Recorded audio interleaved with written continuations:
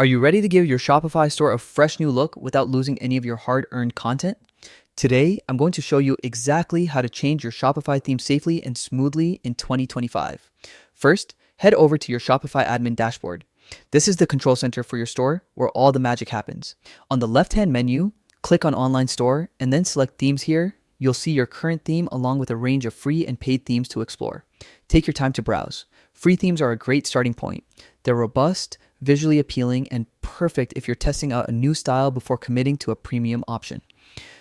Once you find a theme you like, hover over it and click Try Theme. This lets you preview your store with the new design without making it live, so you can see how it fits your brand. Once you're confident in your choice, it's time to publish. But before you do, always back up your current theme and content. Shopify does retain your data, but having your own backup gives extra peace of mind. After that, click Publish, and just like that, your new theme is live. Your content will carry over seamlessly, letting your store shine with a fresh, updated look.